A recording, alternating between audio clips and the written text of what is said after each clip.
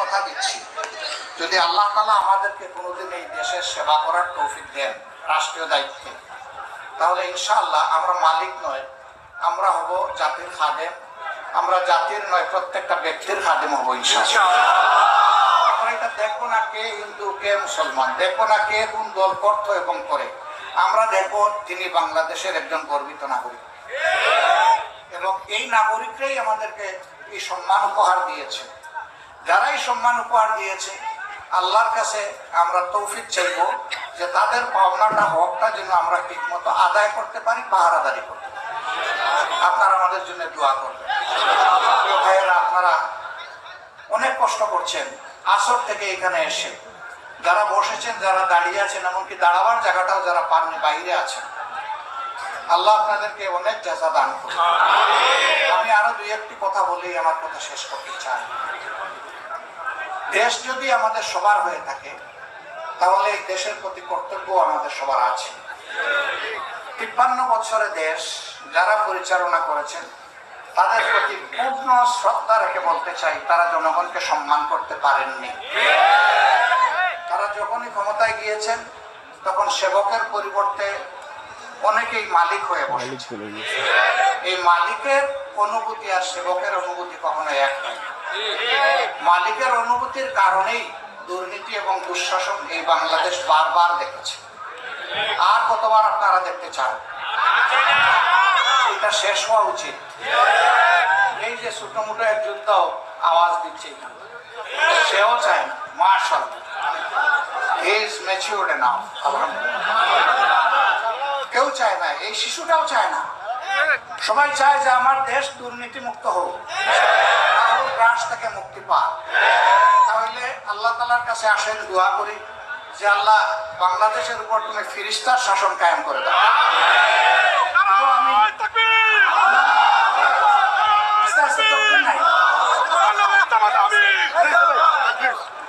বাংলাদেশে ফিরিস্তার সাথে শাসন করবে না, এটা আল্লাহর সুন্নত না। আল্লাহ শাসন করাবেন মানুষকে দিয়ে। তো সেই মানুষগুলা কোথেকে আসবে? এই মাটি থেকে তৈরি। এই মাটিতে যারা আছে, তাদের মধ্য থেকে কোন লোকটা আপনার জন্য প্রয়োজন, আপনি বাছাই করবেন। আপনার ভোট, এটি আপনার শুধু অধিকার নয়, এটা আপনার উপর পবিত্র একটা আমানত বটে।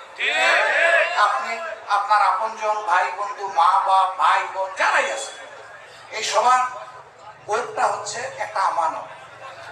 যদি আগামীতে সুষ্ঠু নির্বাচন হয়, তাইলে সেই নির্বাচনে আপনাদের দায়িত্ব হবে। এখানে কোন দলের কোন মতের আমি এটা জানি না, হয়তো বিভিন্ন দল মতের মানুষ এখানে আছে, আমি সেটাই আশা।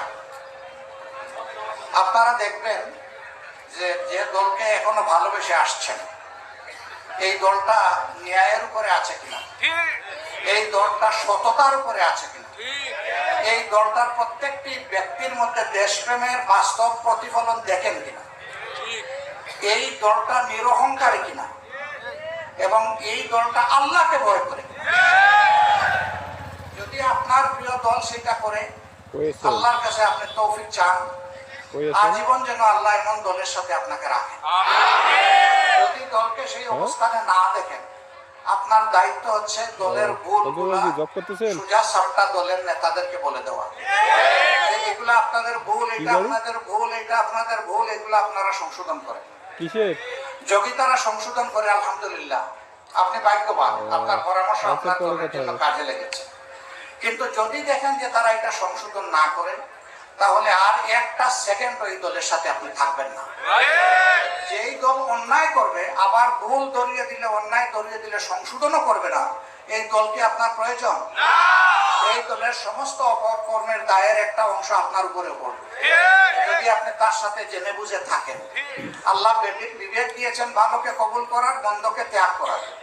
এখন যদি ভালোকে কবুল করেন এবং মন্দকে ত্যাগ করেন, তাহলে আলহামদুলিল্লাহ দেশ ভালোই ভালো একটা ভালো বাগানে পরিণত হবে ইনশাআল্লাহ।